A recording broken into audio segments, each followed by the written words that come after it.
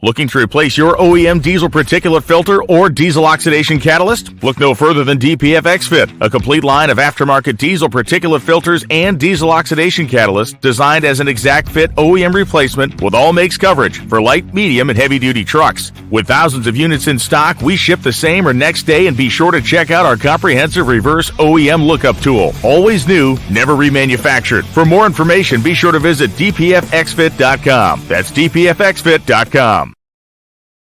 For more than a decade, FTI has strived to become the leader in the aftermarket performance transmission and converter industry. We've joined forces with McLeod Driveline Components under the leadership of Top Fuel Funny Car pilot Paul Lee, and now have a larger distribution network, more resources, and more power. Come see us in the pits and ask how you can join the FTI family. It's not cheating, it is the competitive edge. This is WFO Radio.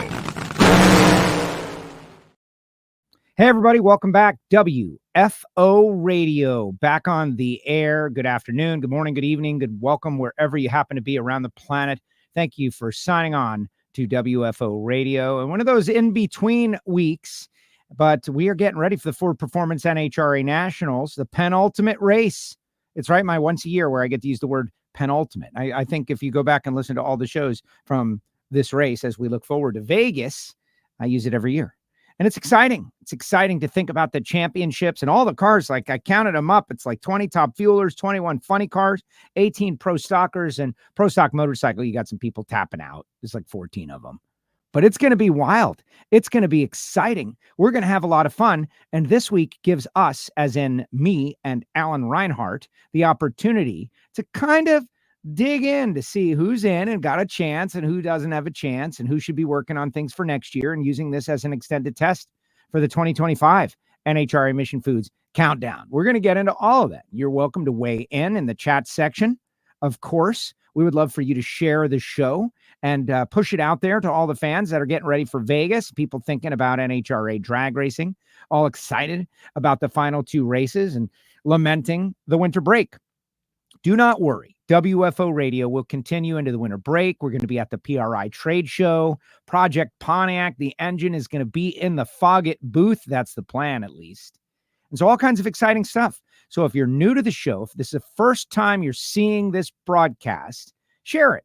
Share it to your friends, and definitely click subscribe and click the bell and never miss a show. We're also audio only on Apple Podcasts, Spotify, SoundCloud, wherever you get your podcast. We did an ignition show last night. It was a lot of fun. You know, people from around the world hanging out, you know, talking trash, having fun. Ferrari 1-2, lamenting the loss of the Miami Dolphins season, celebrating Dodgers, Yankees, and how great that is going to be for the baseball fans among us, how exciting it will be. Before we go any further, though, we're going to bring on Alan. We also have the FlexJet Factory Stock Showdown World Champion, the Cowboy, Mark Pawuk, going to be on the show. Perfect week to celebrate the Cowboys championship.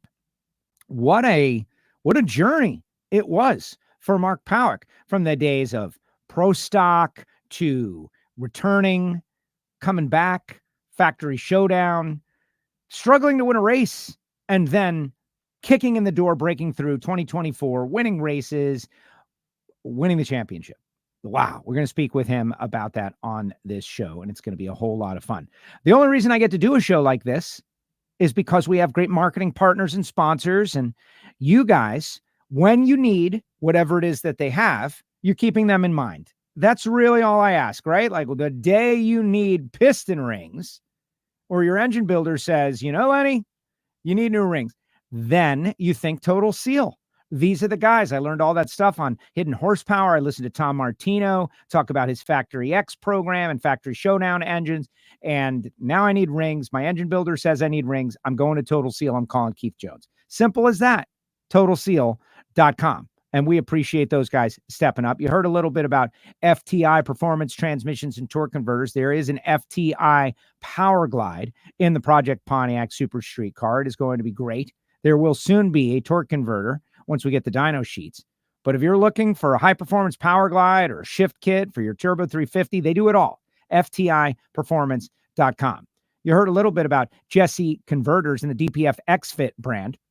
Scan that QR code to learn a little bit more. Eric Latino, wow, tough deal out there at the Stampede of Speed, but he's got moxie, and they will be back. And they had a car getting ready to come off the Jerry Haas production line. It was pretty much done, coming out of the paint booth, and they're going to roll it out. DPF XFit by Jesse. Check them out. We appreciate them for being on board with WFO Radio.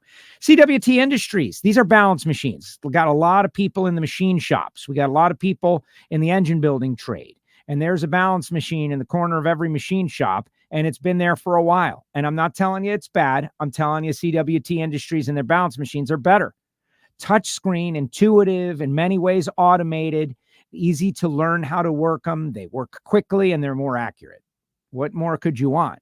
So if it's time to replace your balance machine, if you're looking to make a little more money out of that unit, reach out to me, Joe at WFOradio.com, or call Randy Neal at CWT Industries. They will be at PRI, and I will be doing an appearance in their booth. So watch out for my social media, and we can go over there and learn a little bit about balance machines together. It is going to be great.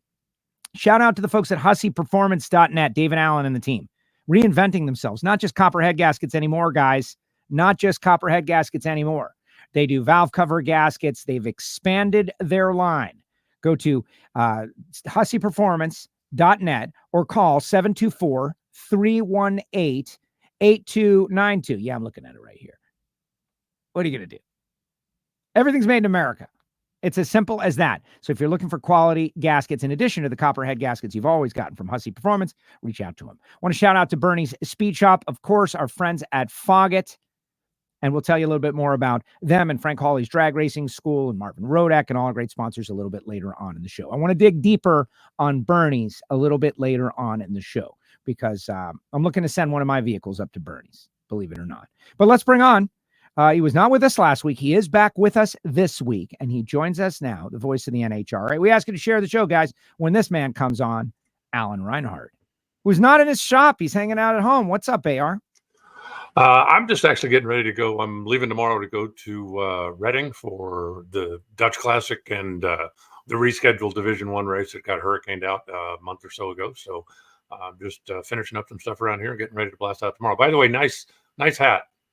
Yeah, this one right here, the New York Yankees baseball hat, or are you talking about my Don the Snake Trudeau and Pepsi Challenger authentic original hat? I mean, they're both cool. No, the Yankee hat. We all know that you're a big Yankee guy, and how you ended up being a Yankee guy in Florida, who knows? But there's a really legitimate explanation. Would you like to hear the 30-second version? You're a bandwagon guy. They were winning a lot when you were a kid, and you jumped on the bandwagon. Also false. Also false. So parents from New Jersey, dad a Yankee fan, but moved down here in like 1972.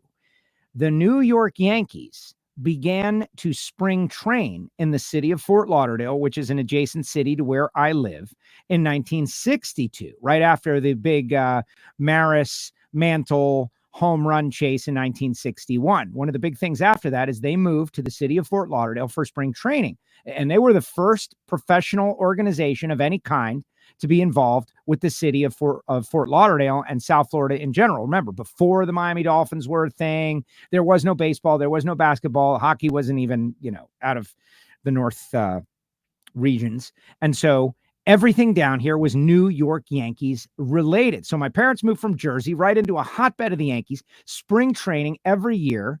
Joe DiMaggio, you'd see him at the gas stations. I remember being a little kid in the back of the car, the Trans Am, Project Pontiac, and my dad would be, look, there's Joe DiMaggio. It'd be like that kind of deal. Whitey Ford, Billy Martin, Mickey Mantle, all around us. And in 1992, they moved to Tampa because they wanted the city of Fort Lauderdale to build them a better stadium. And Fort Lauderdale was like, nah, we don't need you.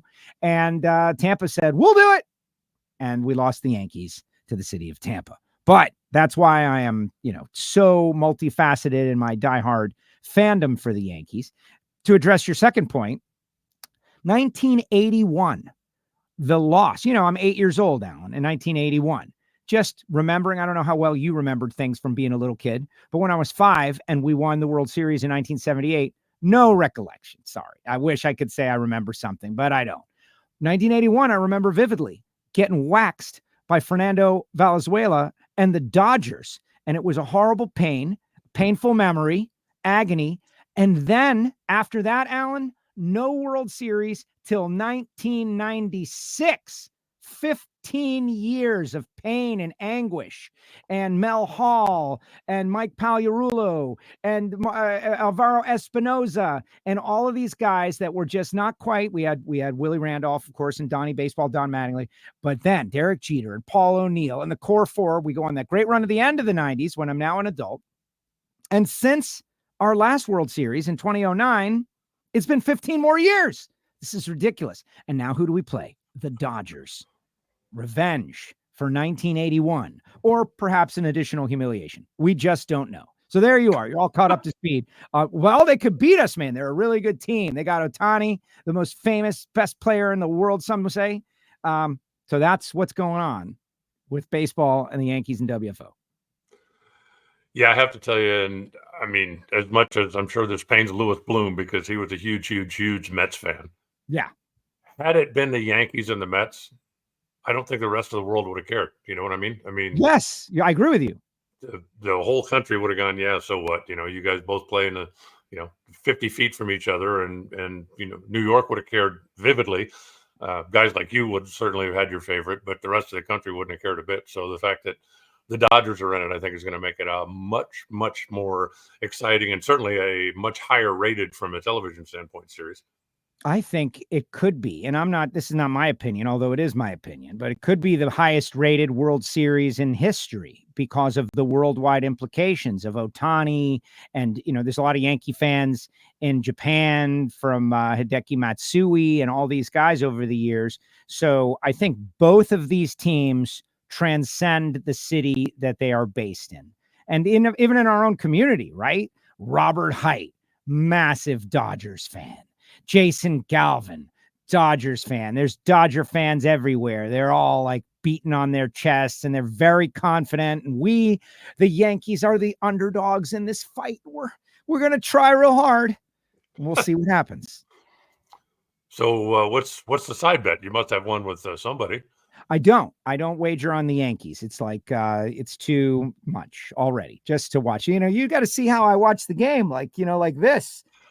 For like how oh my God, it's too nerve-wracking for there to be any side action. It's like betting on your religion, right?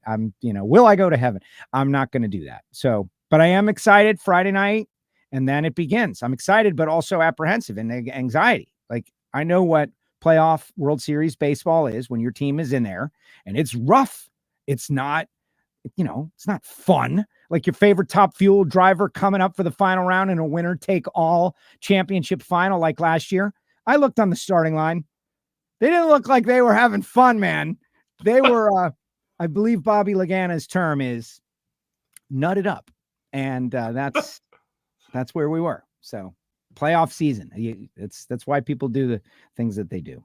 Now do you have a baseball team? Are you a Diamondbacks fan? No, not really. I don't follow Major League Baseball a whole lot. I follow it a little bit more once it gets to the playoffs. And, I mean no disrespect, but when there's 162 games in the regular season, you're going to have a very difficult time explaining to me why game number 37 was important. And, when it gets down to, towards the end of the season and towards the playoffs, I pay a little bit more attention, but I'm not really that glued to it. I'm certainly more of a motorsport guy and college baseball or college basketball. Right. But you played competitive softball though. So you appreciate the game. Yeah. It's just, like watching other people say, I get it. You'd rather be playing. You love the game, but like watching a bunch of other people do it, it's like, I'd rather be doing something. That makes sense to me. Well, again, you get here, right? Or you get to playoffs where, okay, every game matters now, right? I can certainly tell you why game number 3 is a big deal in the World Series. No matter if it's, 2-0 or 1 apiece going in. But again, I can't, game 37, just, you can't explain to me why that one's important. It may, when we get into October, game 37 really was important, but during the heat of the battle, it just doesn't seem to be that much intensity or that much importance on any one game. And so that a little bit for me takes away from it. I get it. No, I understand. Some people feel that way, and others would make the argument that baseball is life, the ups and the downs and the runs and the 10 losses in a row that are forgotten. because it's a 162 game season. For me, this was an amazing baseball year. A lot of people, for those that don't know, like one of the hobbies of people who are out on the tour is to go to different sporting arenas. And some, they want to go to every hockey arena, but baseball stadium. So this year I got to do Wrigley Field and Fenway Park 4 games back to back. First time I'd ever been at either 4 games. And so I got to, experience 2 of the great ballparks in a year that hopefully the Yankees will win the World Series. And then it'll tie it all together, tie it together. No, that's cool. And I'm not opposed to, like a nice evening out and going and catching a game or doing whatever. One of the nicest stadiums I have ever set foot in is the Hen House. When I was in Toledo one night, I was killing a night on the way to Norwalk, and just stopped in Toledo. It's basically halfway between Detroit and I checked into the hotel in Toledo, and I said, look, I've never been here before. I'm here one night. Is there something I should do, something I should see, something Toledo that, the woman behind the desk said, I think the Mud Hens are in town tonight. Let me check. And I really like the Toledo Mud Hens from all those days with Corporal Klinger on MASH wearing the shirts and doing the stuff. I'm like, that's really a thing. And so I went down, the Hens were in town, and I went down and I watched the Mud Hens, and they have a beautiful stadium, and it was a great evening just to sit back, have a beer, and watch a game. And, the Mud Hens won, but I wasn't there cheering, rooting. I had no interest really in anything other than just a nice evening out. It was a nice evening out. But no, the sports stadium thing, our social media goddess, Nikki, is baseball, baseball, baseball. And when we were in St. Louis about 4 or 5 years ago, I snuck her into the Cardinal Stadium, Busch Stadium, where she had never been before. So that was kind of a cool deal. Yes. And that's, again, one of the, maybe a benefit of regular season baseball is you really don't have to pay attention to the game. You're there, You're having a beer, you're talking, hanging out, watching. Oh, there goes the home run. All right, back to the conversation. But anyway, that's not what playoff World Series baseball is all about. All right, let's bring it back to drag racing. That's what everybody logs onto this show to hear about. Last week, we had Justin Ashley on the show. The way it all worked out in Dallas, Justin, amazing personal situation, took off for Yom Kippur and missed 3 qualifying sessions. And I was nervous for him, and it all worked out in the end. And he won the race. And now the point standings are as follows for everybody that is not, have access to NHRA.com. He's 44 up on Antron. So 2 regular rounds of racing, 76 up on Sean, 88 up on Steve Torrence, 105 up on Tony Schumacher, and 114 up on Clay. To me, if Clay were to win the final 2 races, might catch some breaks, but really it's that same thing that we always talk about.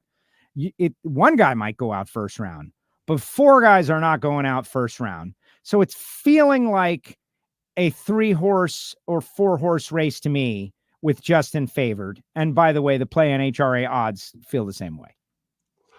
Yeah, I agree. I mean, Antron has been a little bit hit and miss, and I'm not telling you anything he wouldn't tell you. First round has really been kind of an Achilles heel. And you can't go out first round on a regular basis and win a championship. So, Antron needs to make darn sure in Vegas, he at least doesn't lose any ground. If you go into Pomona 44 back or 54 back, that's 2 rounds at Pomona. That's doable.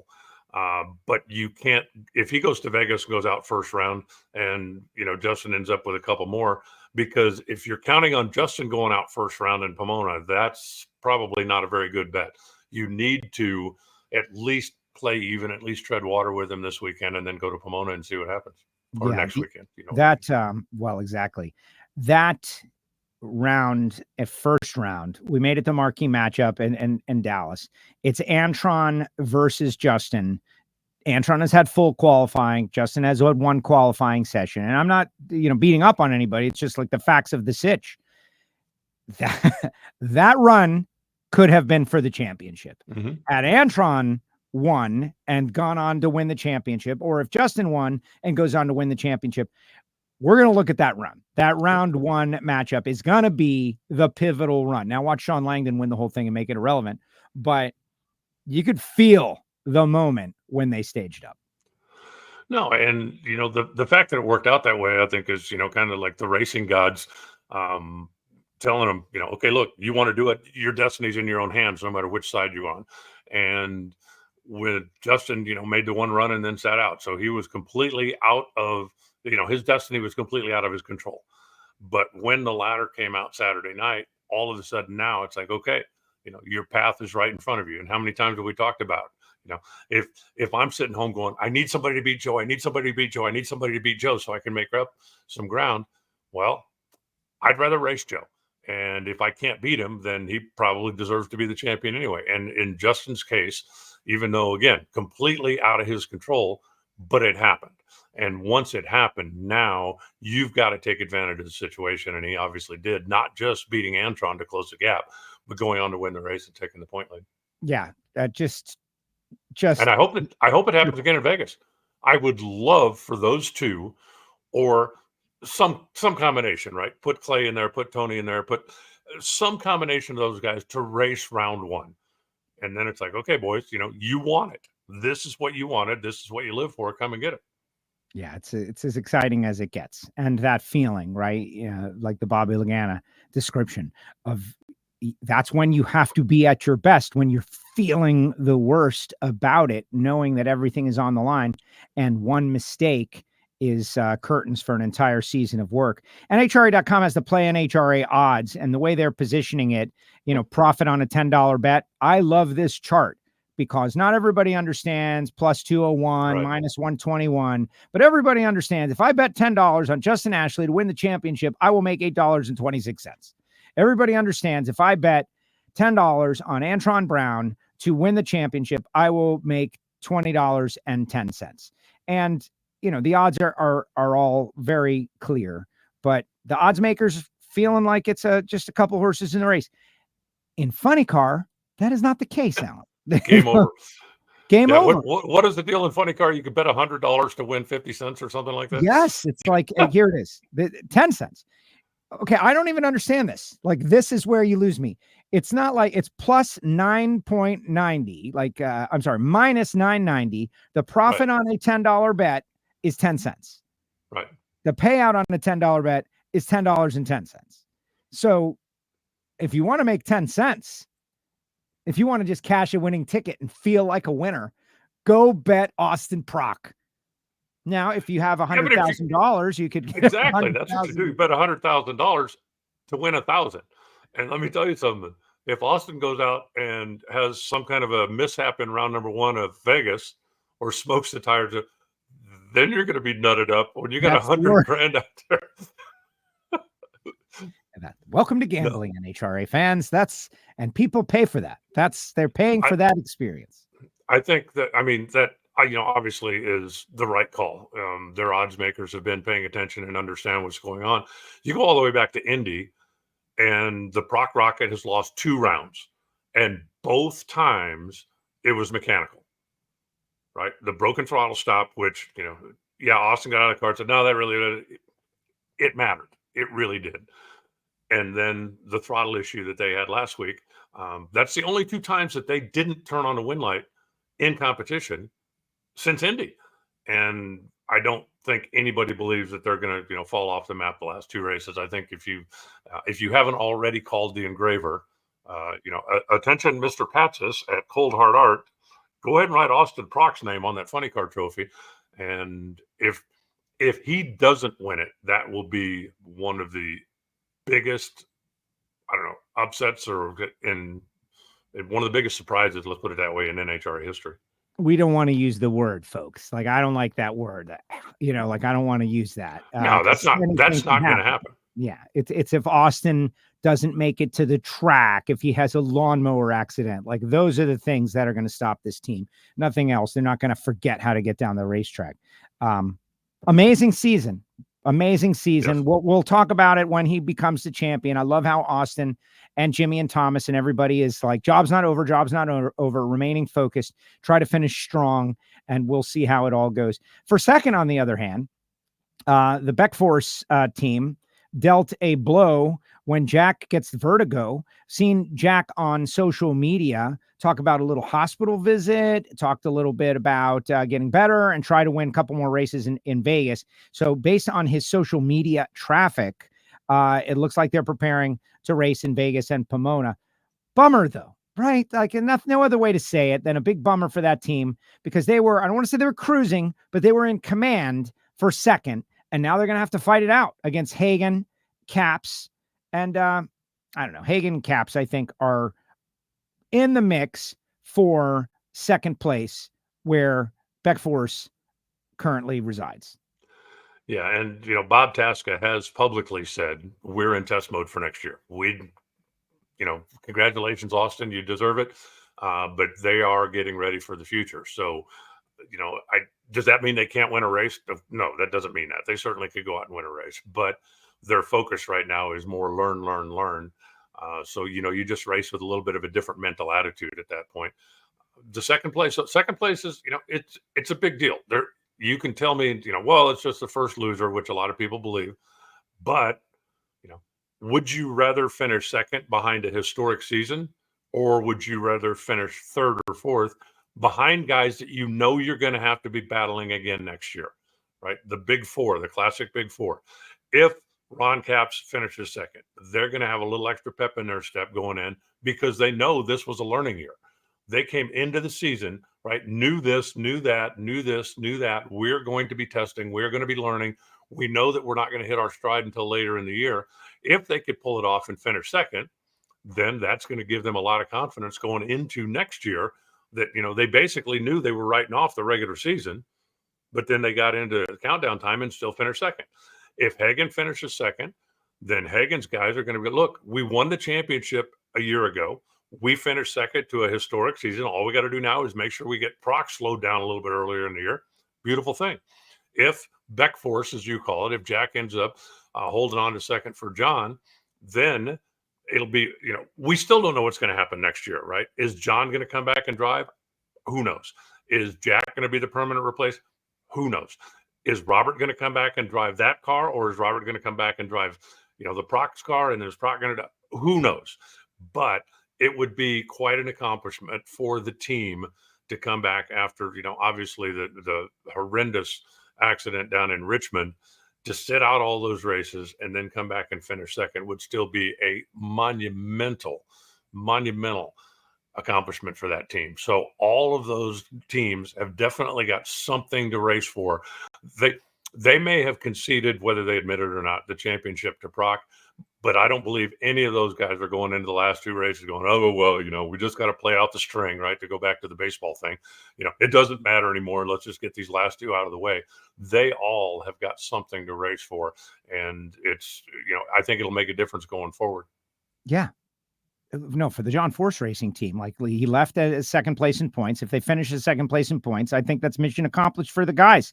Like, this is how it was, and this is how it is. And John will hopefully, continue to get healthy. And Brittany said, like, there were some things that were said that alluded to the fact that maybe, and I'm qualifying it in 1,000 different ways. Hopefully, this is not official, but that maybe we might see John before the season is over. And if that were to happen to be true, I would be very happy, of course, in accordance with the doctors and everything that is going on behind the scenes. But judging by some of the intimations, it will be wonderful. And, Pomona, right? I'll go a step further than that. We're absolutely going to see John before the end of the year.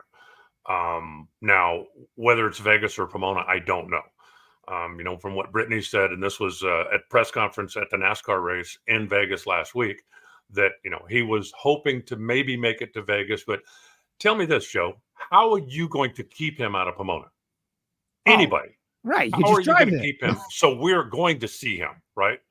There is no way on the planet to keep him from putting in an appearance at Pomona, 30 minutes from his house, 20 minutes from his shop.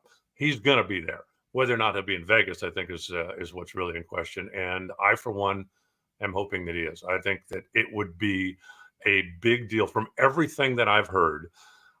I think it would be a big deal for the fans, right? You can tell people until the end of time, he's getting better. He's making progress. He's getting better. He's making progress.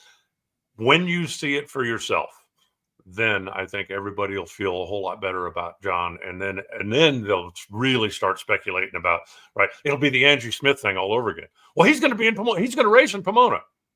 No, he's not. Yeah. He's not going to race in Pomona. We better not. But he's not going to race in Pomona. But if he could come out and just be seen, right, let the fans see him, maybe do a couple minutes with Brian and Tony in the booth or doing something, just letting everybody know, it's the classic 100 times, right? If something happens, and I can tell everybody, Joe's okay. Joe's fine. No, Joe's good. Joe's good. Did it. As soon as Joe comes on and goes, hey, everybody, I'm fine. Then they start feeling better about it because you got it really straight from the source. And I'm hoping that John can make an appearance in Vegas. If not, like I say, I don't believe there is a force in the universe that could keep him away from Pomona, being that that's his home track and he's already there. And he's got a funny car that's going to win the championship, and maybe the one he drove is going to finish second. I tend to agree. We'll see. Public service announcement has nothing to do with anybody, but coming from me because I think it's a good idea. If what Alan just said happened to be true, as a fan and certainly me, even as a professional in the industry, please, let's give John as much space as he needs, because everybody is going to want to go up to this guy and oh my God, how it goes. People are so elated, but when everybody does it all at once, it can be too much. And so I would ask everybody to give him space whenever the time comes. It could be next year. You're going to want to love him. Give him space. That's all. That's public service announcement from Joe Castello. All right. So we got Mark Pawuk going to be joining us soon. He's heading back to the office. Let's talk pro stock in the meantime. Kind of an interesting situation. I want your take, Alan. Dallas Glenn is leading the points. Dallas Glenn has got 53 up on Aaron Stanfield, 90 up on Greg, 111 up on Erica. Everybody agrees that those are the only drivers that have got a real mathematical chance at winning the championship. Others will tell you that only two, Aaron and Dallas, are really in the legit championship fight.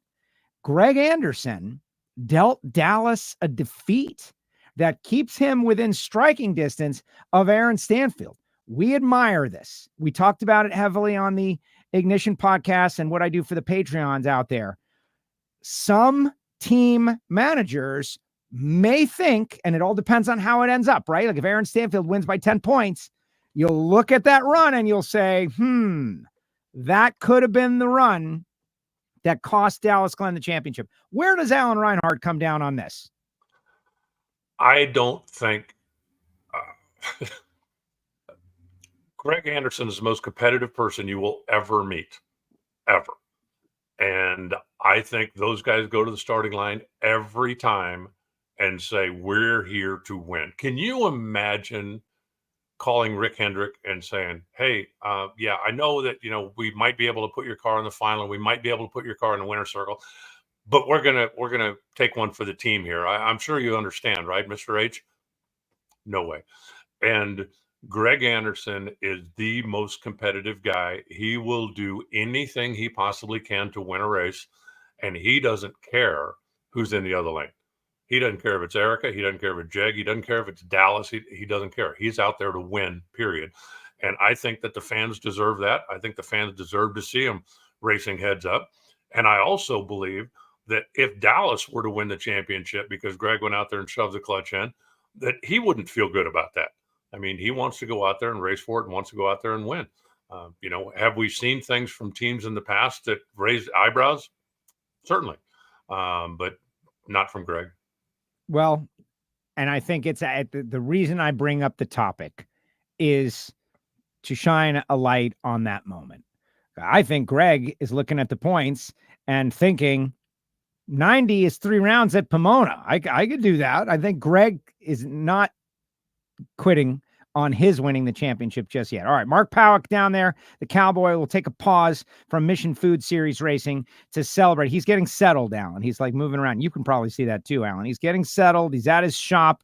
He has got trophies in the background. He's putting his phone sideways, landscape, so we can see all the background stuff. And we're about to go to the Cowboy. As soon as I get a big thumbs up from him, I see it. There it is. Here he comes, your 2024 FlexJet Factory Stock Showdown World Champion, Mark Pawuk. Cowboy, congratulations. Thank you, Joe. Absolutely unbelievable. Hi, Alan. Mark, how are you, sir? Good, man. How about you? I can't complain. Can't complain. I'm looking forward to the winter break and getting some stuff done. Joe was talking earlier about, your pro stock history. And I don't know, Joe's not old enough to remember your first final round, if I'm not mistaken, was, I know it was in Super Gas, but I think it was in Indy, right? Didn't you make a final round at Indy in Super Gas? I did. It was in, I want to say 89, 87, whatever the first year they brought the Eliminator out as an exhibition. I was against Don Moyer and lost by like 0.005 of a second or something in the final.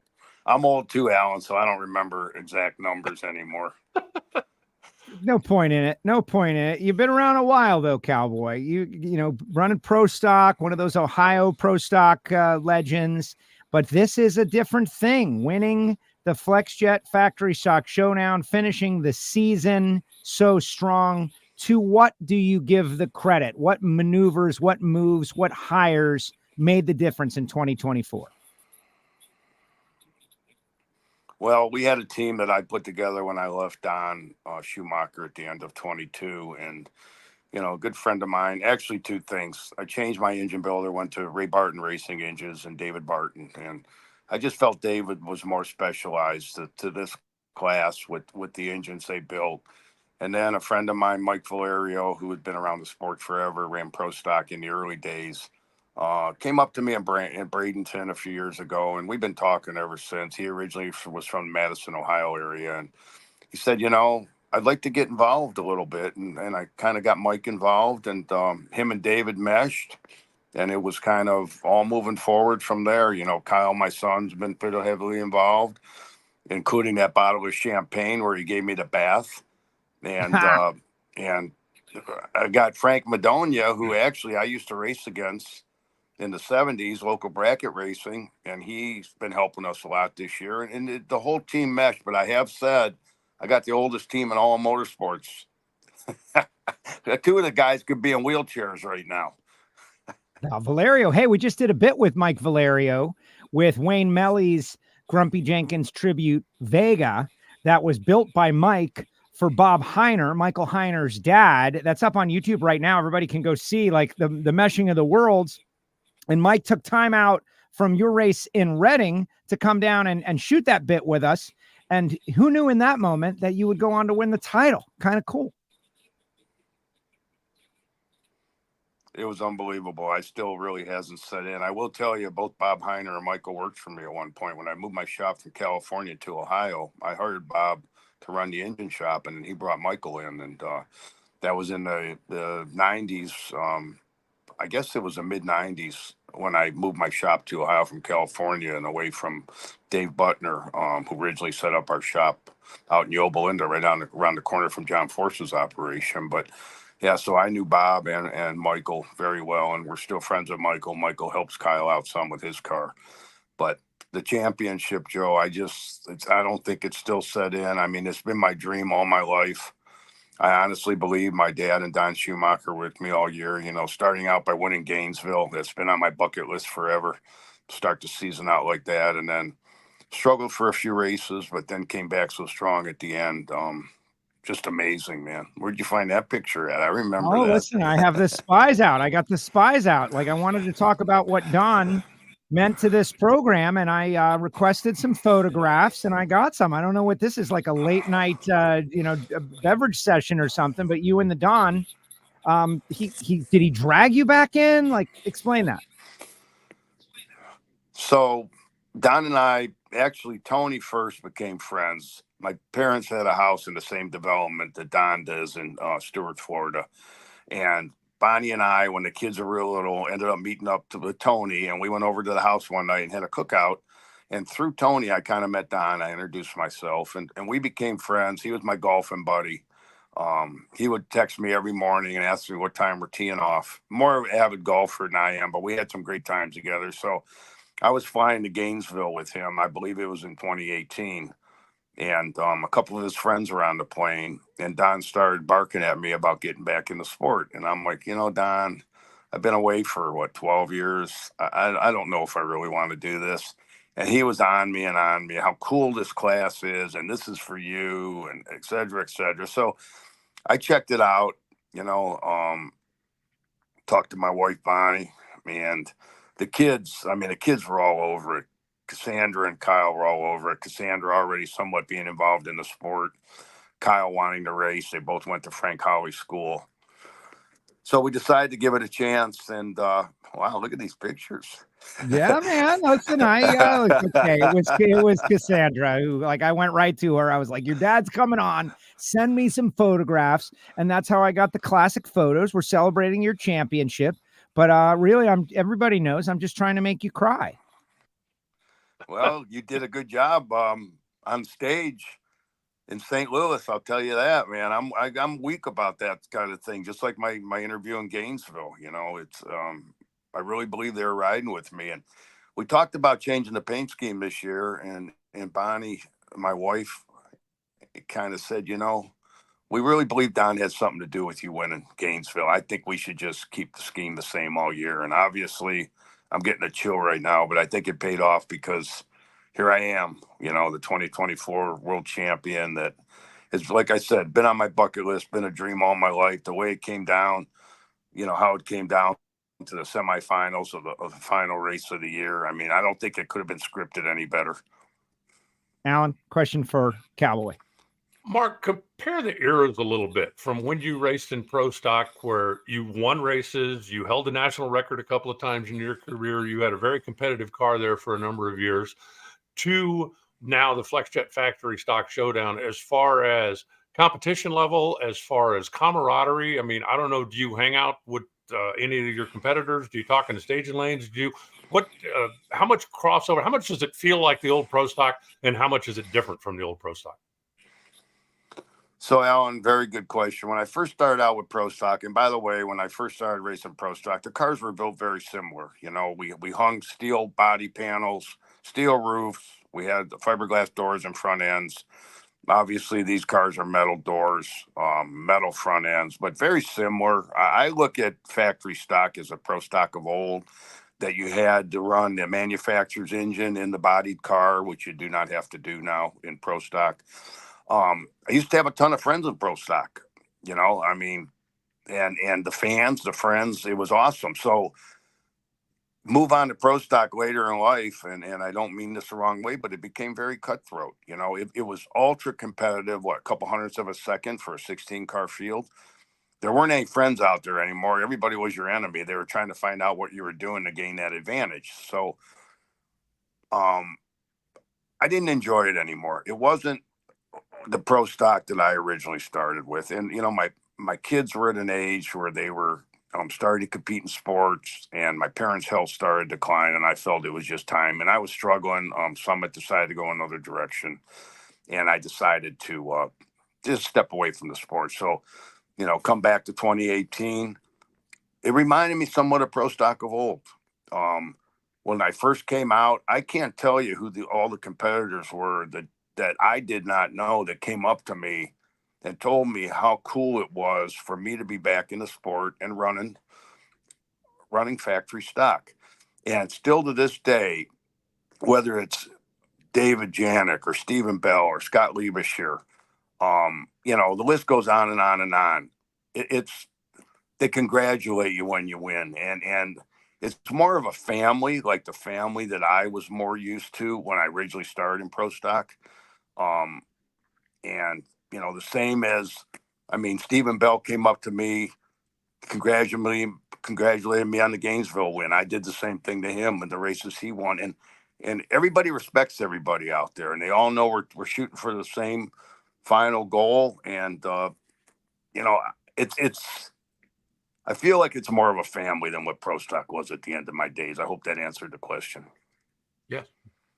All right. On that note, though, you're the champ. And with that championship, I believe, comes a certain ability to talk about certain issues, because there's no sour grapes, right? Like, you won it. So you can kind of put it out there, and without like taking gasoline and lighting everything on fire.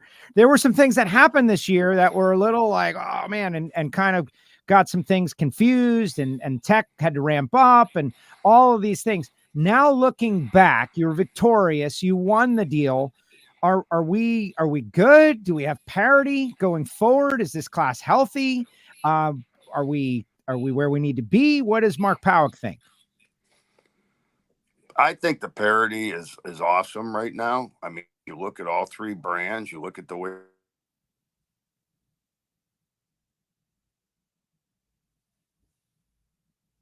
you had a Ford and a Camaro in the semis and a Dodge and a Camaro in the semis.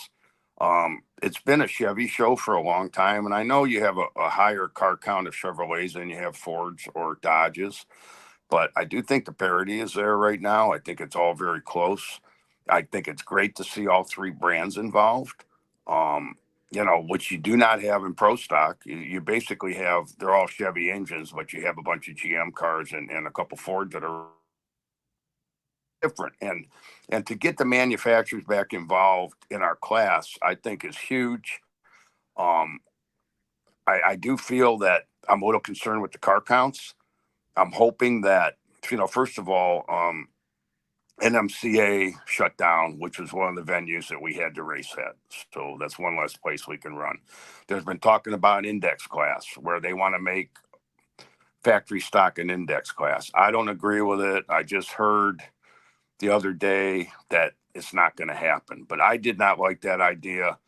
I can see, just for one reason, if no others, we got a 3,600-pound car and a 9-inch tire. Guys are going to be hitting their brakes on the starting line, at the finish line. They're going to be rolling them over and crashing them and everything because, we have to really finesse these cars. They make a tremendous amount of power. It's amazing how fast they run on that little 9-inch tire with that 354 cubic inch engine. I mean, the first time I drove it, Leah, I relicensed Leah's car, and it took me back. I was like, I didn't think this would be any big deal because I bracket raced for a long time. I tell you, those cars are fast, and you can get hurt in them. They make a lot of power. So I'm hoping that the car count comes back up. I'm hoping with the rules being more stabilized and NHRA paying more attention to the tech end of it, that people are going to feel confident they can come back and be competitive and run our class again. That's what I'm hoping for. Alan? Mark, what's your take on Factory X? Have you paid any attention to that? Because, you talk about, some of the comparisons to the old Pro Stock days. The 5-speed transmission makes it a pretty solid comparison to the old Pro Stock days. And the fact that because those are chassis cars, they'll certify faster. So you don't have the constant struggle to make sure you don't outrun your chassis certification, which has been a problem in factory stock for quite a few years now. Yeah, I know last year after St. Louis, Alan, I got slapped really hard, man. I was the first car in the 750s, and that wasn't a good thing. Trust me. I like the Factory X cars. I was considering building one, because of the 5-speed, because that's what I grew up with. I think they need to go faster, which NHRA, I noticed at Dallas, they gave the cars some more power. So I still think they need to go faster. And I feel that I just lost you for a minute. No, we see you. They're also very expensive to build. And I'm kind of surprised that the car count is so low right now in that class, because I had heard rumors there was 20 or 30 people building the cars, and I don't know where they are. At the end of the season, there was only 6 cars out there. I think part of it is the cost and the cost to run them. These cars aren't cheap to run. I mean, they've really gotten expensive to compete with because you have to turn these engines so hard. But I do like the class. I think it's very cool. I just hope it gains more popularity going forward. Yeah, I do too. We were very close. No 6-second run just yet. Folks out there wishing you congratulations. Steve says, such a humble man, great for our sport. Chuck says he hung out with you in the staging lanes at Brainerd. Parks giving kudos to Mike Valerio on Hidden Horsepower. And this gentleman, Jeremy, says, I just watched Mark's 1970 Plum Crazy Hemi Challenger from Canada restored on Power Nation TV. Do you still have it? Asks Jeremy. I never had a 1970 Plum Crazy Hemi Challenger. What is that, Jeremy? Get out of here. I did not. That's one car I didn't have. I was a Charger Roadrunner guy in my early days, and then Arrow. So, Joe, I got a question. Can I give a quick plug to a few of the great people that have been around me for so many years? Yeah. What am I going to say? No, Mark, I'm afraid you cannot. Of course you can. Well, on top of my family, obviously, with their number one. Interco Mr. Heater, the hair family has been my longest running sponsor now. Been with us forever. Came back when I started running factory stock. Of course, Summit, was with me for a long, long time, and it was a real honor for them to approach me a couple of years ago and tell me that they really wanted to be back involved with me. It just really humbled me, because when we had kind of the falling out or the split up or they go in another direction, I always tried to take the high road, and it really hurt. It hurt more than probably people ever imagined, because I gave my heart and soul. My goal was always to build their business, and obviously I couldn't compete that like I needed to in pro stock anymore. It got so expensive. But they came back. Interco Mr. Heater, or I'm sorry, Ohio Cat Rental Stores, Ken Taylor, they've been with me a long time, along with all my companies and associates, like all the Ohio companies here, Cometic Gasket, Mickey Thompson, Goodyear, Race Winning Brands is based in Ohio, and VP and E3, and the list goes on and on and on. But I couldn't do this without all of their help, and especially all my employees that support me every weekend when I'm gone out racing and doing something I love to do. It's just such an honor for me to be able to represent so many different people and be a part of the Dodge program. Excellent. Mark, just to get away from the racetrack for a minute, we see the name Empaco on the side of your car and have for years, but for the casual fans that don't know, what is it that you do when you're not racing?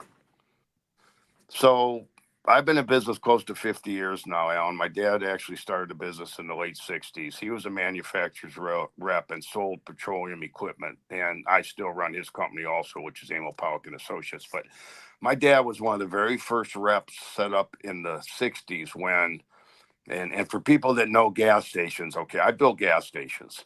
Well, they used to put steel tanks in the ground. Steel tanks corrode, they leak, they cause contamination. So in the mid to late 60s, Owens Corning Fiberglass developed an underground storage tank for petroleum products. And my dad was one of the very first reps set up in the country. Shortly after that, another company came out with a fiberglass pipeline. So I was in college. I dropped out the middle of my second year. I was going to John Carroll. It's when the oil embargo hit. My dad needed help. So I ended up coming in and selling for him. Well, a couple of his major customers, Ohio, Marathon Oil, Shell Oil, said, we really want to use your products, but the old plumbers of this world are scared to death of these plastic tanks and plastic pipe because they think it's just going to break and fall apart. So we convinced one of them, actually, they convinced my dad to do an installation for him. And we did one, and they commended us on the installation. And at that point, I was working under Antron Brown and Associates. Well, my dad had started Empaco Equipment Corporation up in the 60s, and he let it lay dormant for several years. And we talked about the liability with construction versus sales. So I started Empaco Equipment back up. So we build gas stations. We do underground storage tank replacement. We do environmental cleanups, removals, new installations, new sites. A couple of our biggest customers lately have been Sheetz, which is an East-based company. They're a huge convenience store chain. 7-Eleven, Circle K, Meijer out of Michigan, Speedway, just to name a few. And I've had people now, I have two of my employees that have their 43rd anniversary with me this year. So I've been very fortunate, very lucky. We've got a great reputation in the industry. We're in a huge liability business by what we do. And, when I first started installing tanks, we were putting 6,000 gallon tanks in the ground. We're now putting 30,000 gallon tanks in the ground. One tank, 30,000 gallons of fuel. So on an average site, you could have 60 to 120,000 gallons of fuel you're installing. Unreal. Wow. Yeah. Well, that's a successful business. All right, Mark, we're going to let you go. I wish you congratulations. But before you go, when you get down here for the boat show next week, please say Tuesday. Actually, Joe, I'm not coming in. I'm not coming in till Thursday now. We had a plan. I'm actually driving down, and I thought about reaching out to you and telling you. So we're going to have to do it another time. But we're going to go meet up at Coconuts. I promise you. There you go. That's fine. So Mark, this big boat show, Alan, is like 10 minutes from my house, maybe a little more. But Mark always goes down there. But I'm leaving for Vegas on Wednesday. So that's Tuesday was the only day it's going to work. We'll have to do it during the winter break. Okay. Congratulations. Thank you for spending time with us here on WFO Radio. And, maybe this is just the first of some Pawuk World Championships that are yet to come, because I know Cassandra just got her license at Frank Hawley's Drag Racing School, and Kyle is doing real well in everything he can drive. He's got a beautiful super gasser, and they are following in your footsteps rapidly. Who knows what will happen very soon. Thank you so much for joining us on the show.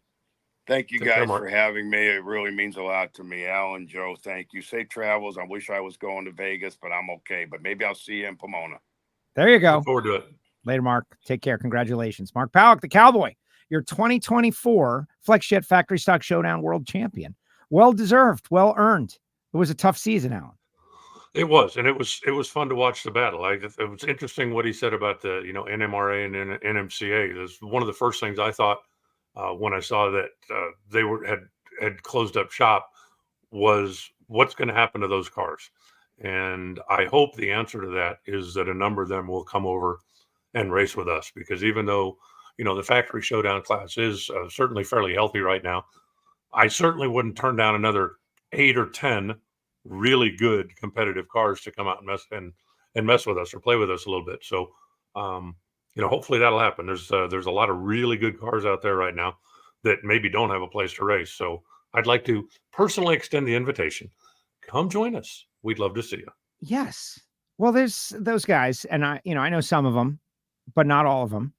There's this thing that maybe they don't think that they're welcomed or wanted, but they are. They are welcomed and wanted. And this NMCA NMRA deal, while I don't know all the details, I've heard some details, and it's very sad. It's unfortunate. Like, that's not a good thing. It's a bad thing. Like, people are like, well, competition goes away. And now you want people who build the cars to have places to race. And it's unfortunate. It's a very, very sad deal. And hopefully, and I feel like the NHRA will do what they got to do to try to accommodate those guys and bring them in. And I was happy to hear Mark talk about how he felt the parity was in a good spot. Of course, he did win, and so others might not think that. But in the final race of the year, we had multiple people with a chance, Alan. Yeah, it was definitely a very competitive season. And, the engine builders out there, I think, are all doing a very nice job right now.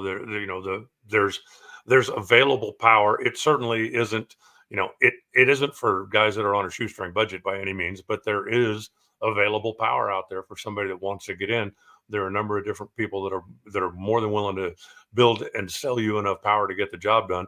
And then you just got to take it from there. So that's one of the things I think that's very important in a class. If you had to have your own engine shop, and that's one of the things that was almost a death knell of pro stock going back 15 years or whatever it was, the only way you could really be competitive was to have your own engine shop.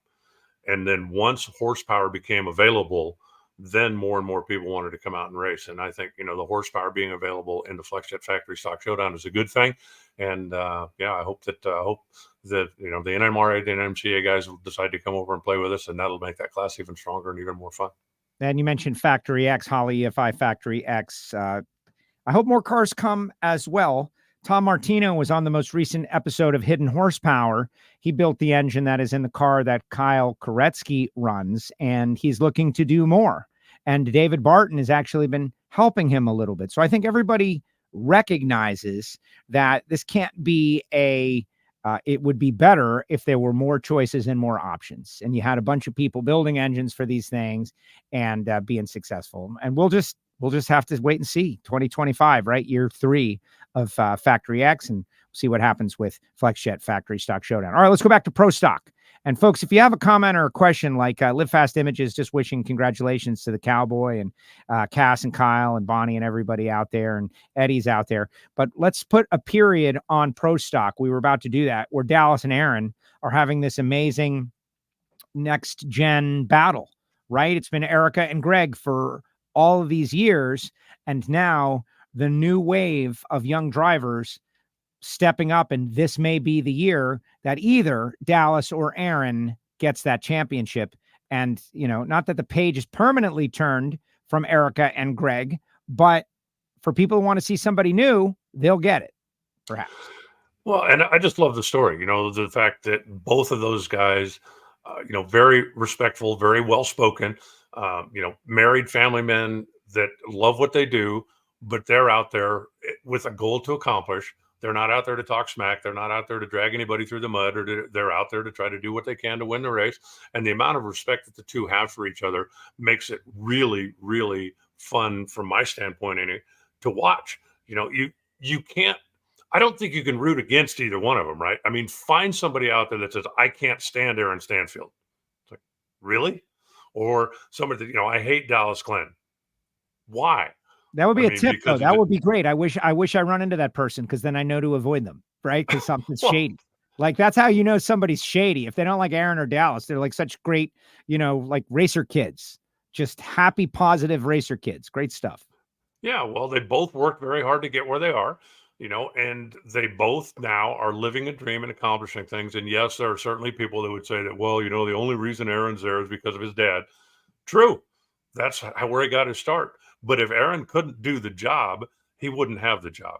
And Aaron doesn't just show up and drive the car when it's time to drive the car. He's in the shop on Monday. He's working on customers' cars. I mean, you look at where's Aaron in between rounds of pro stock? He's in the factory stock pits. He's working with his customers. He's helping out with the engines that he built and the things that he did. But they are just both really good guys. And if one of those two ends up locking up the championship, I'm going to be very happy for the one that does, and I'm going to feel for the one that doesn't, because like I said, I don't think you can hate either one of the guys. I mean, they don't hate each other, and they are in the war right now with each other. Yeah, no, it is. It's been wild, and the head-to-head decidedly in favor of Dallas recently, and that I think is the difference in the points standings. And finally, Pro Stock Motorcycle. So I mentioned earlier, 20 Top Fuel dragsters, 21 funny cars, 18 Pro Stockers. Pro Stock Motorcycle needs a little help. 14 cars or bikes in Vegas, but this is a decided 2-horse race. It is Gage Herrera and Matt Smith, but Gage is up 62 on Matt. Doable if Gage were to fall apart for Matt, but the Vegas people, the advantage Gage pretty handily. Well, I think yes, advantage Gage, and I don't know that Gage necessarily needs to fall apart for Matt to win this, or at least take it down to the wire in Pomona. I think Matt needs to avoid the breakage. He has had a very good, very fast motorcycle the last 4 or 5 races, but he's had some mechanical issues. Now, whether they're making the parts lighter, they're doing whatever in the state in search for performance, and it's just not quite holding up to the load, I don't know. Is it, well, we're late into the season, it's the end of the year, and things are getting worn. I don't know. But I think that, you look at Matt, if Matt's bike has no mechanical issues the last 2 races, then I think he's going to give Gage everything he wants. Yeah. We will see. And these are the last, however many championships, 5 championships worth of racers in Pro Stock Motorcycle, the 2 best active right now. And if they're going to battle down to Pomona, to the wire, maybe Matt needs to start playing some ladder game, trying to get next to Gage as early as is possible to handle the business himself.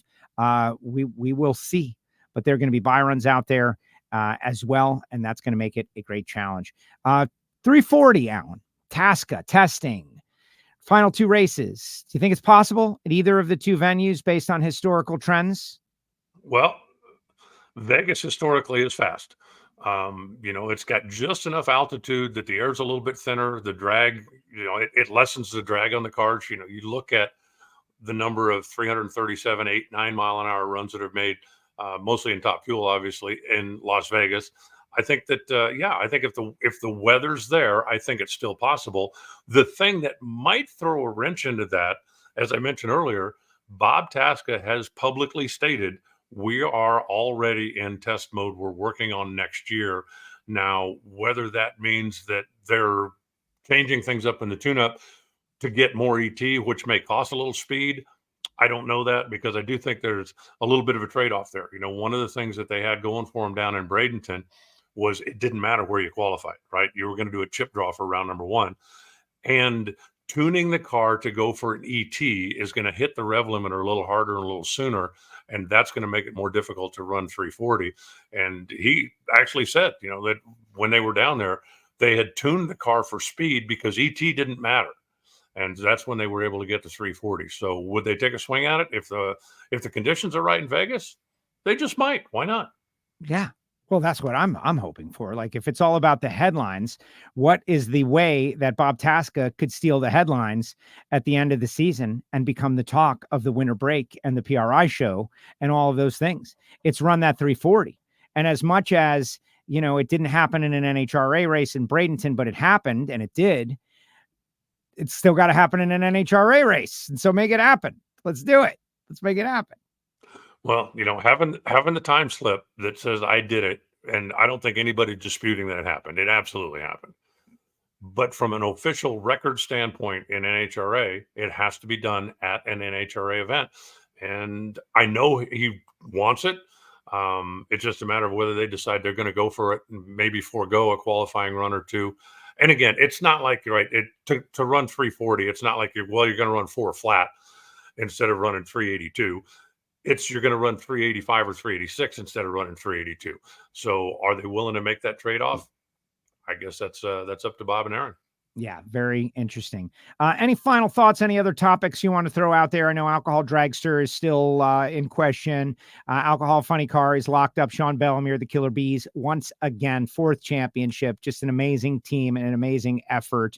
We're getting to that point of the year. Vegas, Pomona, a crowned jewel divisional, the final divisional event of the year, the second of those 2 races.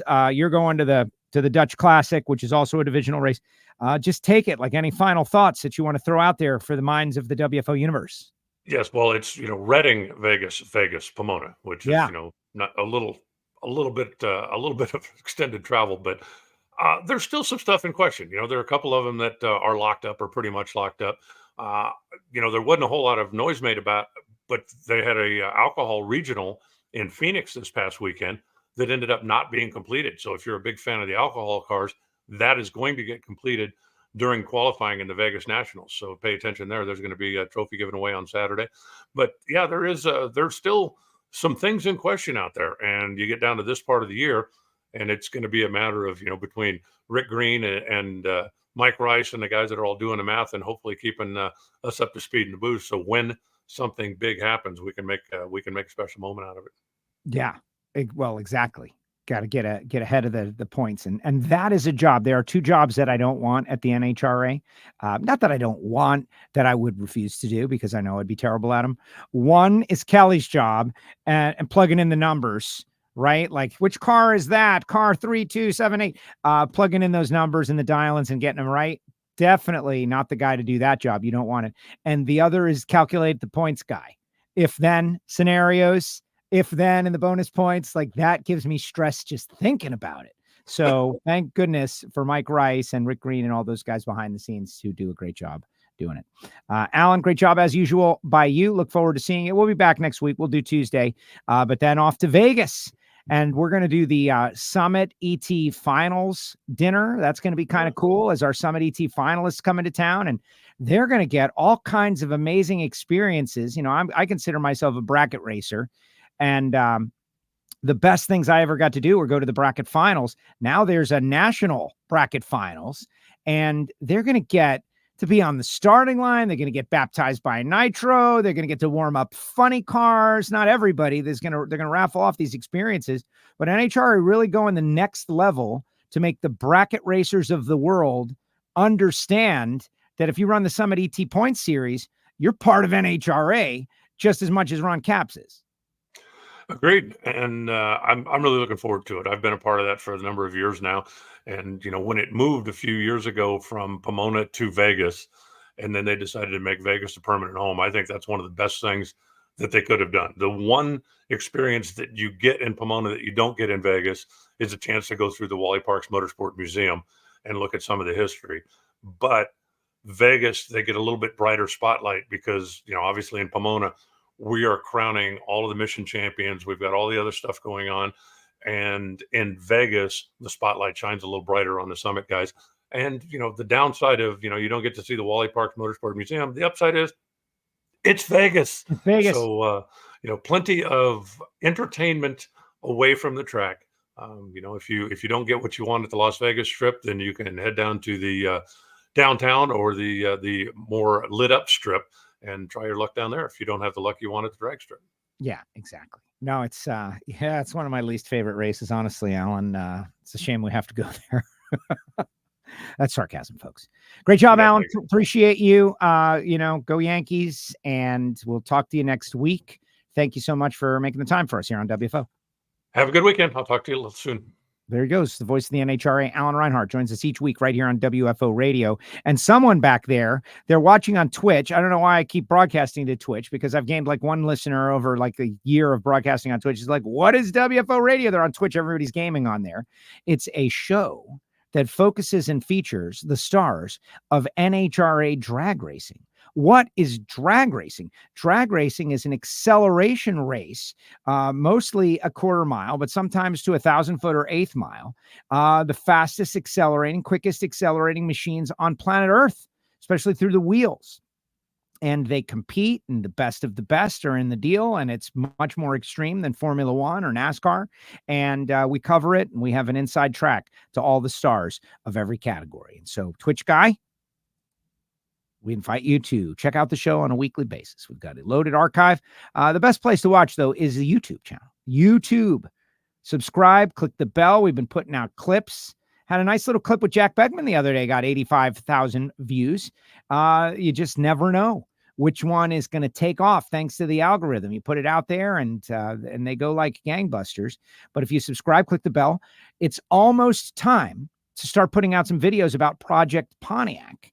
And for those that don't know what Project Pontiac is, I will be telling you momentarily. Yes, drag racing is the first extreme sport. I believe it is. What those guys were doing back in the day was very extreme, like building race cars out of muffler tubing and getting in them and going 150 miles an hour. That's crazy stuff.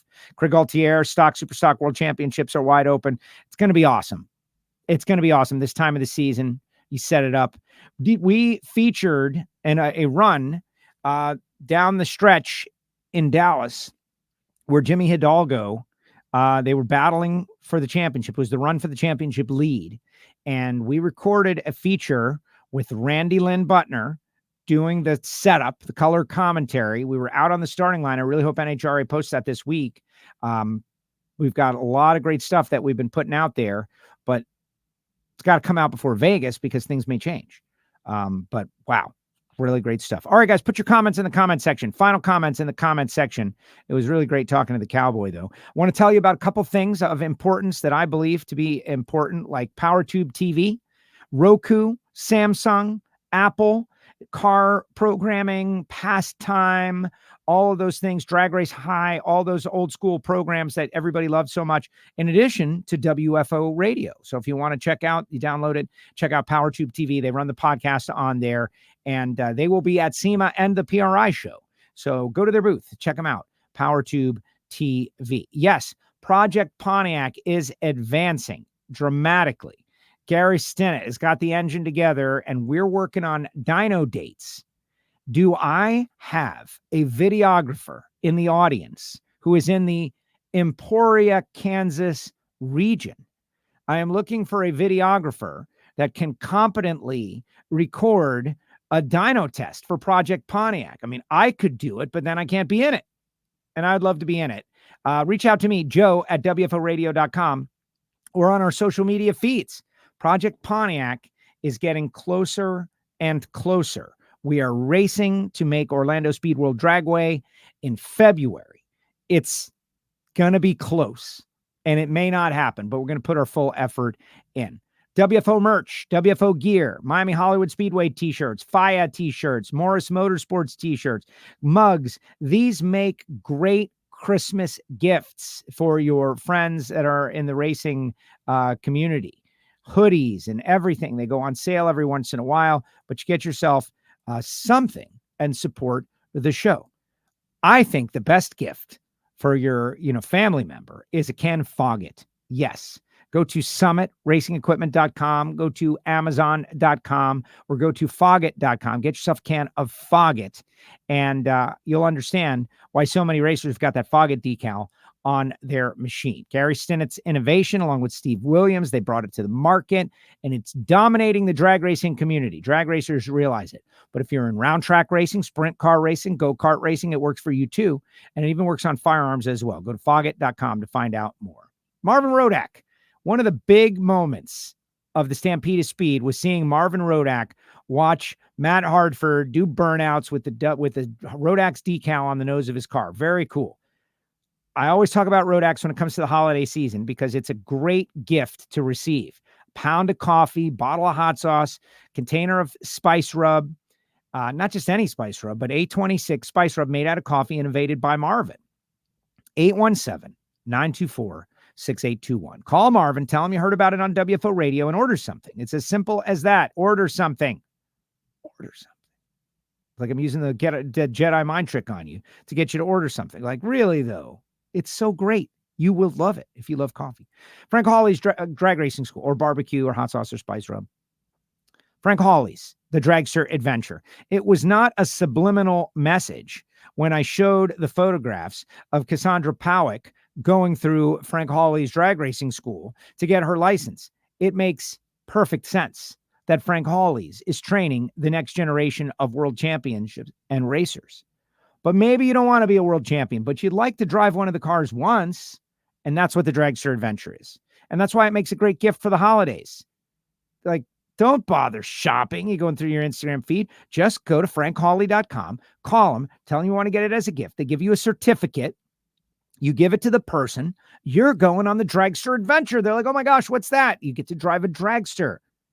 And Frank Hawley travels around the country. They pick out when it works for them. You can go with them and have a great day experience. Everybody knows that things are just things, that experiences are where it's at, whether it be the experience of a great cup of coffee, the experience of driving a dragster, the experience of putting on a brand new WFO Radio t-shirt. Like, those experiences are amazing. Go to frankhawley.com. We always shout out to our friends at samtech.edu, the School of Automotive Machinists and Technology. We always say, start your education at full speed. We need the next generation of machinists out there.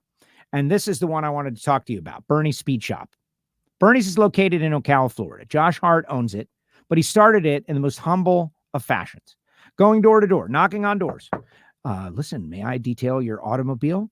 And he grew that into 100,000 square feet. They do movie props for movies that you know, but they cannot say who they are because it's just part of the business.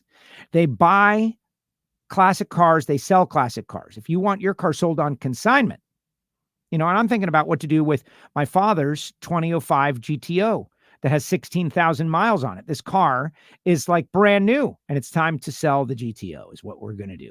And so I'm thinking about sending it up to Bernie's, and they can make whatever is wrong with it right, and they can get it ready, and they can find the best people, and it'll be an interesting adventure to do on the show. BURNYZZ.com, Bernie's in Ocala, Florida. And Josh Hart, they've got big news on the horizon. Not my news to share, but if you're a fan of Josh Hart and you're saying to yourself, it's been a tough year, you know that because you're a fan. But I think some things are going to get better on the horizon. Bernies.com. Follow their social. Check them out. HusseyPerformance.net. Call David Allen. More than just copper head gaskets, everything made in Beaver Falls, Pennsylvania. 724-318-8292. Tell them you heard about it on WFO Radio. Plus CWT Industries, Torque Calibration Services, FTI Performance Transmissions and Torque Converters, and our great friends at Total Seal Piston Rings, and Jesse DPF XFIT Catalytic Converters. Eric Latino, man, hanging out with Eric, it was amazing. He comes walking into the Chili's. We're watching the video of him, having a horrific incident, the likes of which we would never, ever want to see in any form of drag racing at all. And then he walks in. It's like, hey, guys. It's the weirdest of moments. I cannot stress how, bizarre.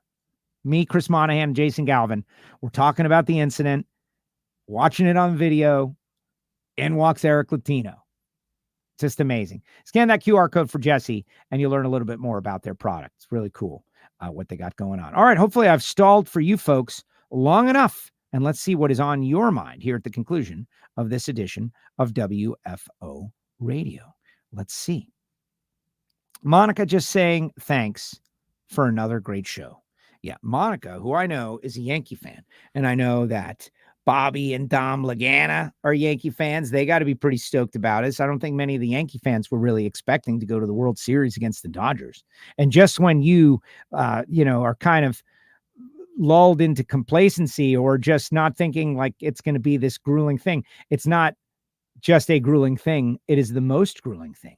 A revenge World Series for 1981. Will we be defeated?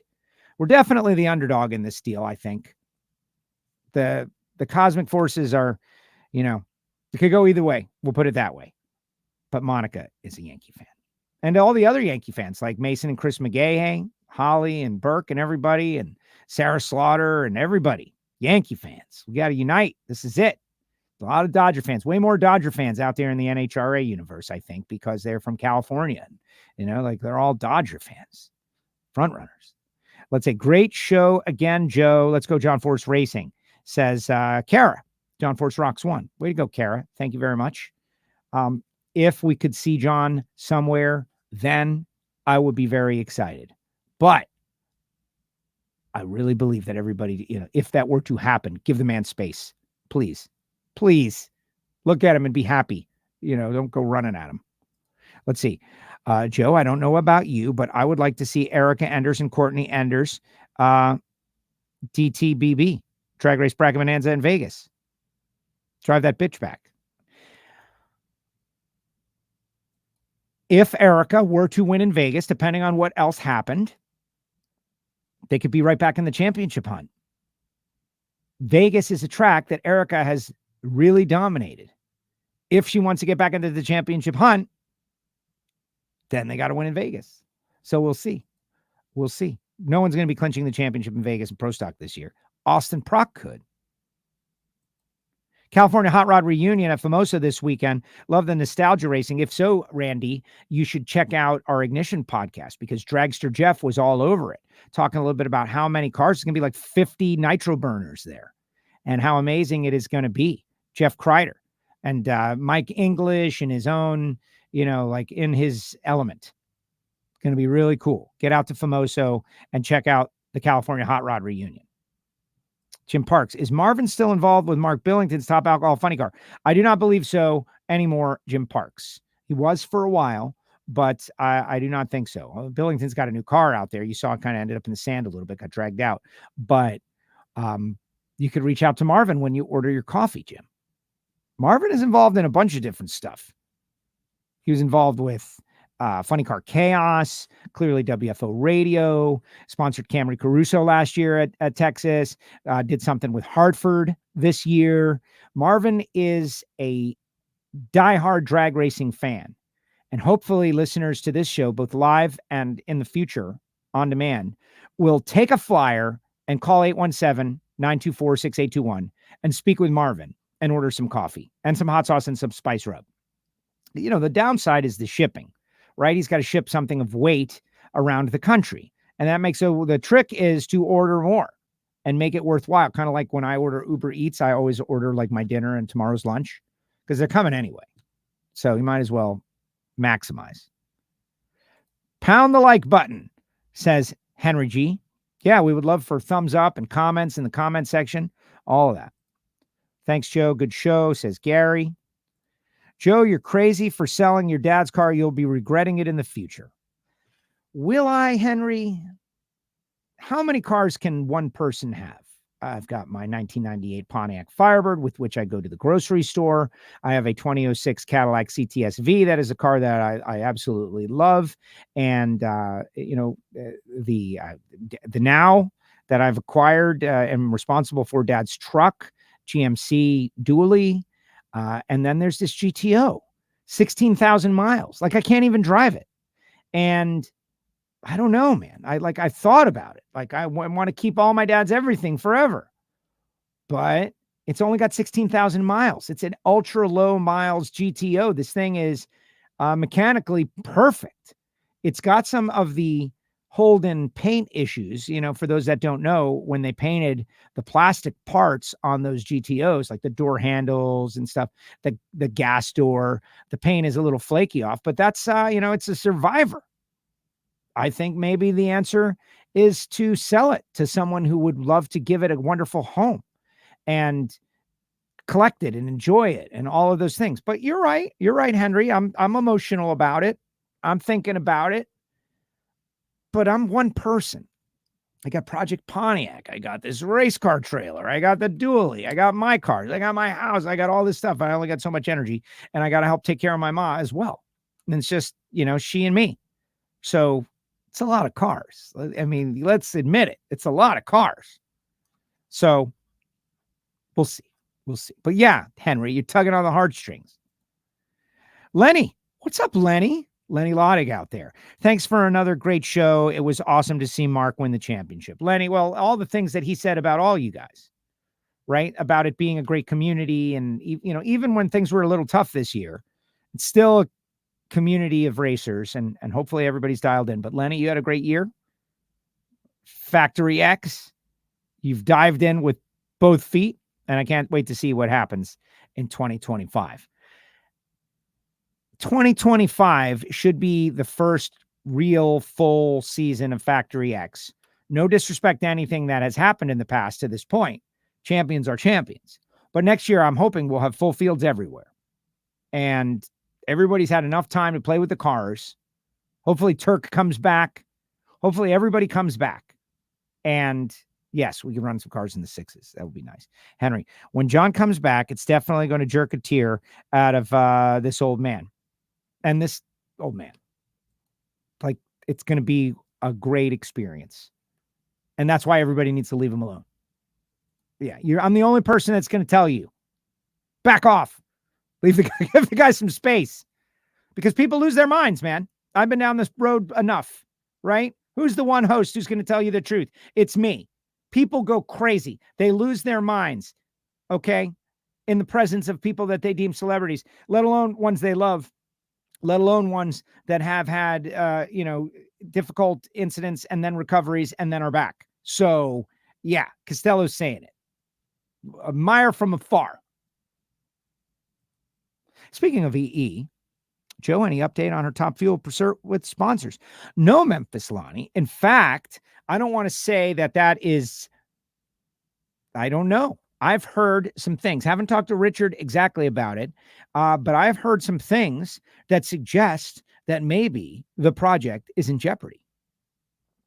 Maybe it's not going to happen, and they're going to continue to just focus on pro stock, like maybe. But I will allow that news to be disseminated by Richard when the time is right, because, it's just a viper's pit of rumors out there, different things that are happening. And that's that. What's the year on the GTO? It's 2005. It's a 2005 Pontiac GTO, the return of the GTO. It's got 16,000 miles on it. It's a Holden Monaro. It's a LS2, automatic, beautiful car. And, where are you going to get a 2005 Pontiac GTO? It's a double collectible for the Holden Monaro people in Australia and the Pontiac GTO. Like, to me, it's a car of consequence. A lot of people bought those cars and just destroyed them. Clay just put one up for auction, and it was amazing.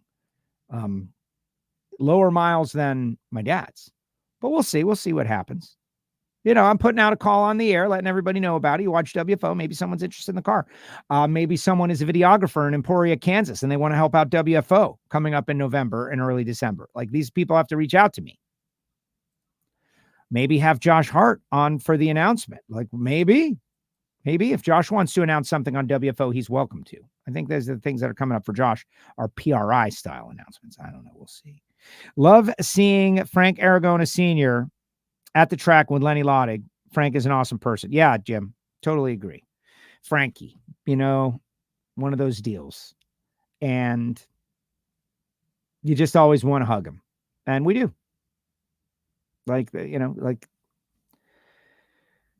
Nobody loves Frank drag racing more than Frank Aragona Sr. It's as simple as that. It's as simple as that. All right, guys, time to get ready for New York Yankees World Series baseball. That's right. Yankees Dodgers. Oh,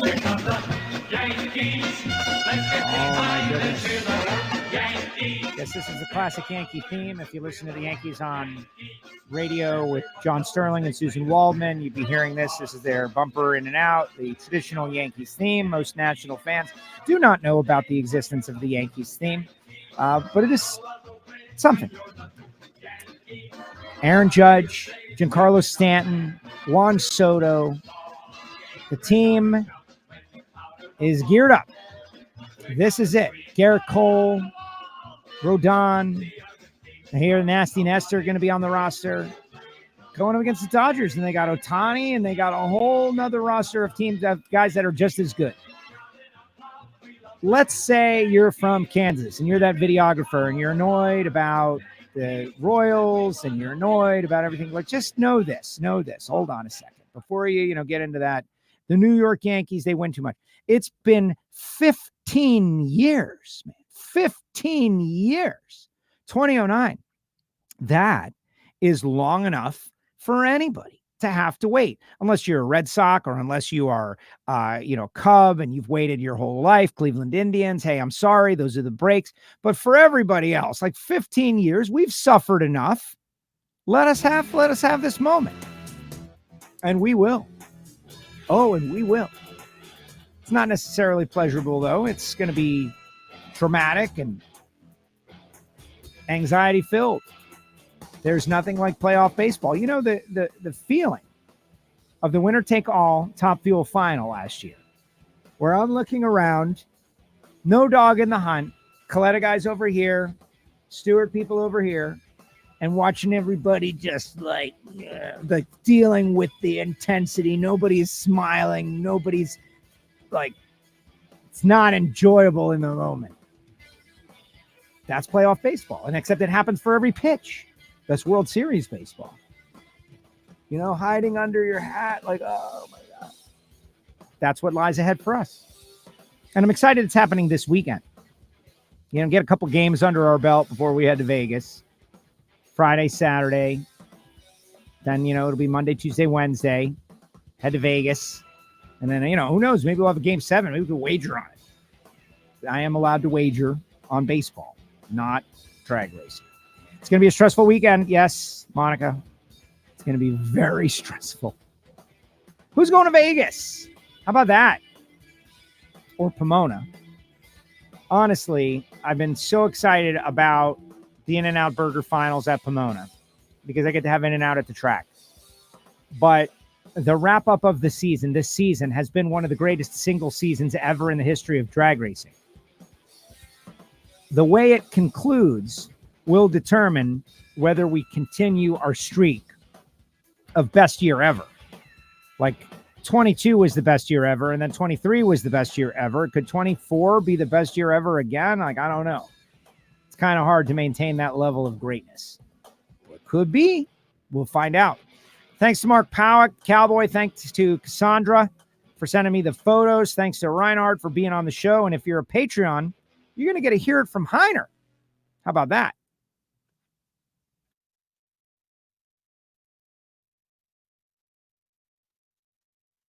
Like this show? Want more? Then head to WatchPTTV.com, the new 100% free PowerTube TV streaming network. Home of the best classic and new motorsports racing and build shows on the web.